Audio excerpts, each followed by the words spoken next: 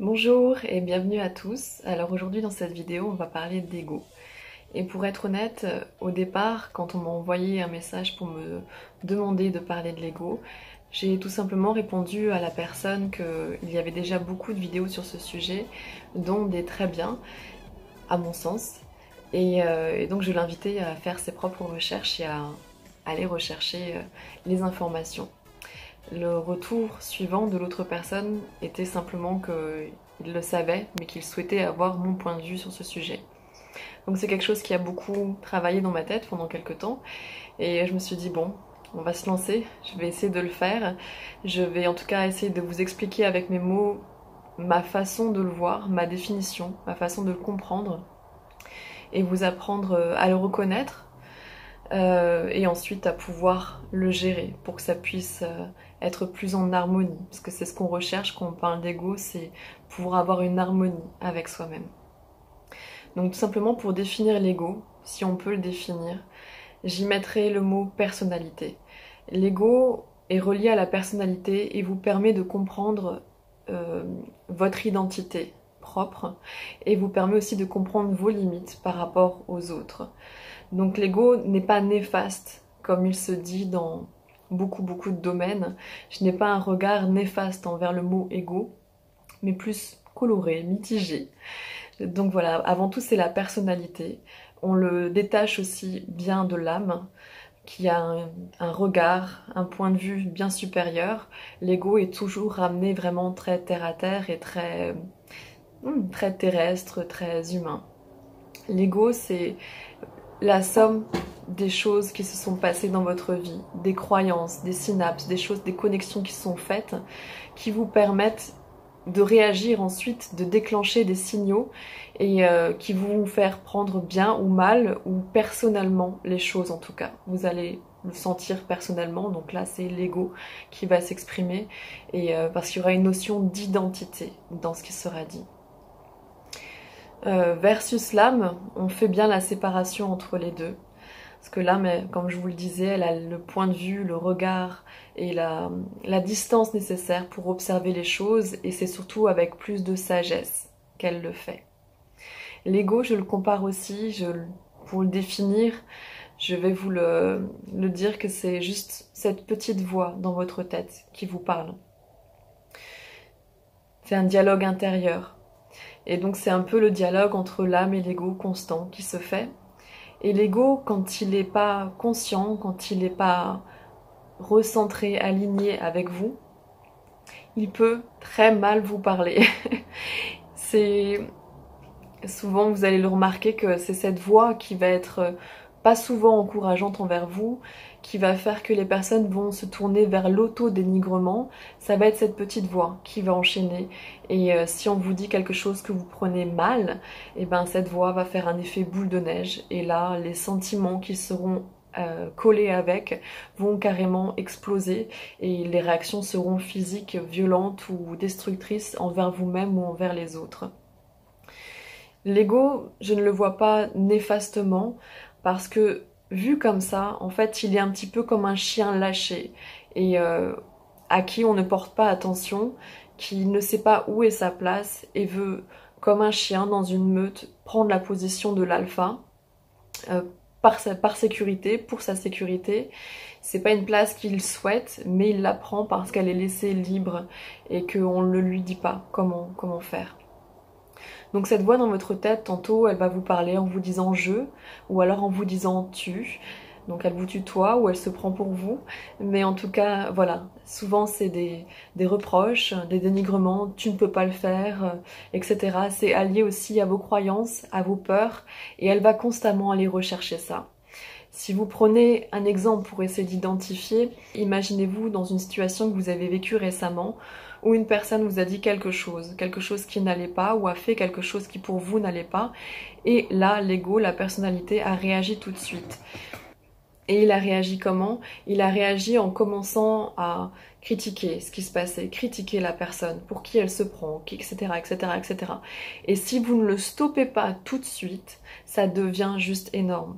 Donc, ce qu'il y a à faire, c'est pas à diaboliser l'ego, c'est pas à le dénigrer, c'est simplement à apprendre à composer avec, à le rassurer.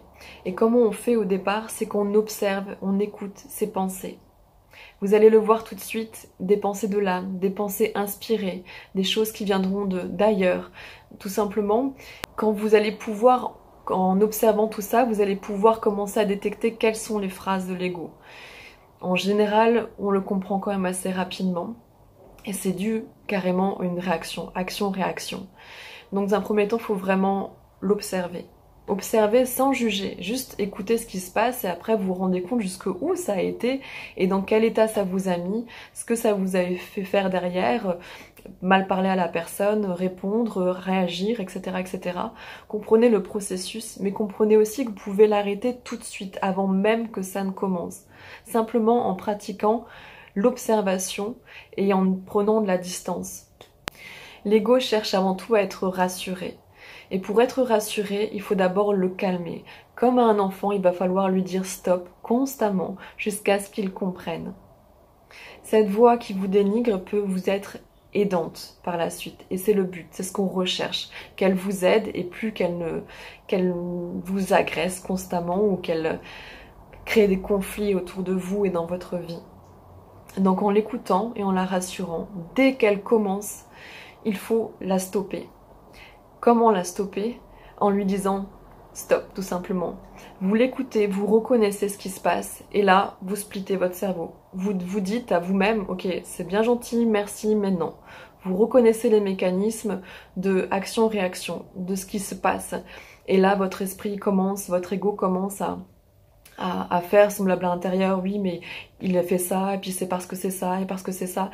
Et là vous reconnaissez en fait que ce n'est pas complètement détaché de vous, parce que c'est un rôle juste qui se met en place, et là il faut pouvoir dire ok mais non, là je sais où ça mène, je sais les catastrophes que ça amène, ok merci pour ton point de vue mais non merci, et passez à autre chose. Changez votre esprit, forcez-vous au début, passez à autre chose. Splittez carrément, je ne sais pas, si commencez à allumer la télé, ou prenez votre téléphone dans les mains, faites autre chose, complètement changez, splittez, comme ne portez surtout pas attention à ça.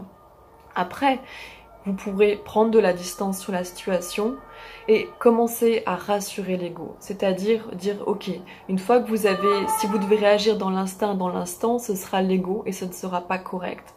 Donc prenez de la distance, revenez quand vous serez calmé entre guillemets, quand l'ego sera calmé, et ensuite prenez plus de distance par rapport à ce qui s'est passé et répondez avec le calme, donc avec l'âme.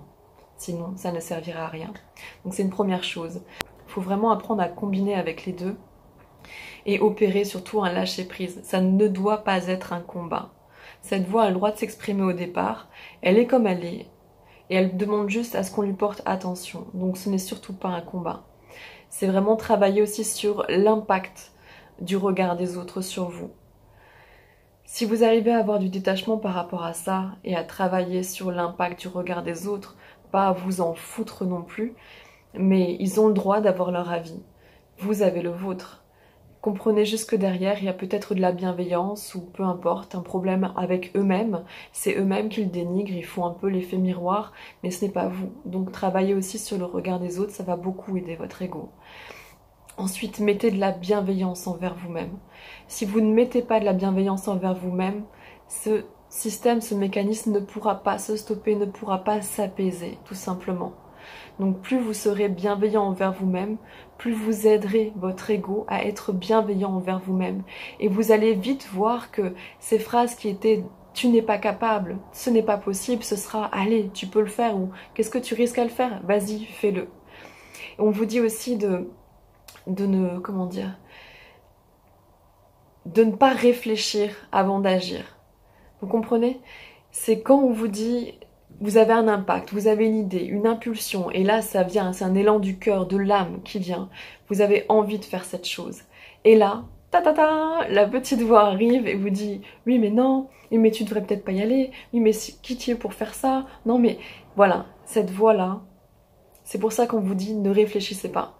Quand quelque chose vient d'élan du cœur, bloquez les pensées, suivez votre élan du cœur. Vous allez voir, en tout cas, faites confiance et vous verrez que cette petite voix apprendra juste à ne plus venir se mettre en travers de vos actions, mais va vous dire par la suite « Ah ouais, cool, pourquoi pas, on va voir ». L'ego, c'est votre personnalité et c'est un excellent calculateur. Il va pouvoir mettre en place des statistiques, faire plein de choses. Et quand on l'apprend à travailler en combinaison avec votre cœur et votre âme, ce n'est plus un combat, il n'est plus contre vous, il est avec vous, tout simplement. Ce n'est pas à diaboliser, encore une fois. Combien de personnes diabolisent oui, quand vous prenez quelque chose personnellement, oui, il y aura des impacts. Je dis pas que ça ne sera plus le cas par la suite, mais en tout cas, vous saurez reconnaître que c'est au niveau de la personnalité de l'ego, que ce n'est pas non plus mauvais. Tout le monde réagit comme ça, mais après, avec plus ou moins de tempérance. Et vous n'aurez plus un regard non plus de culpabilité envers ces réactions. C'est des fois simplement des émotions qui ont besoin de sortir et de s'exprimer. Et l'ego aide aussi à ça. Voilà, donc avant tout on recherche un besoin d'harmonie et à reconnaître les mécanismes en écoutant ses pensées et en y mettant de la paix à l'intérieur. Et pour finir, donc je vous ai donné déjà l'astuce pour l'aider de moins impacter sur le regard des autres, sur votre propre personne. Et en plus, il va falloir arrêter de vouloir avoir toujours raison. Voilà, c'est un combat aussi qu'on a avec les autres, d'ego à ego, et ça ne mène à rien. Comprenez juste que chacun a sa propre vérité, chacun a son propre point de vue. C'est juste une question d'optique. Il n'y a pas de bien, de mal, de mieux, etc. C'est juste ok ou pas pour vous, ok ou pas pour les autres. Mais chacun a le droit d'avoir son point de vue. Après, c'est juste une discussion, des compromis pour pouvoir se mettre en accord. Donc arrêtez de vouloir toujours avoir raison va aider aussi à la gestion de l'ego. Apprenez aussi le non-jugement envers vous-même et envers les autres. C'est une pratique qui demande aussi de l'exercice. Et si vous y prêtez aussi attention, si vous commencez à écouter vos pensées, vous allez voir que vous êtes beaucoup dans le jugement de tout. De l'observation de tout, du besoin de commenter de tout. L'ego commente tout. Ah, c'est beau. Ah, voilà. Il a toujours besoin d'avoir un avis. Donc apprenez à être dans le non-jugement et ensuite rigoler quand l'ego donne son avis. C'est aussi, voilà, ça peut être placé sous le signe de l'humour, ça marche aussi très bien et ça vous aidera aussi. Et ensuite surtout, ne rien prendre personnellement. C'est un des accords Toltec et c'est véridique. Ne prenez rien personnellement quand il se passe quelque chose.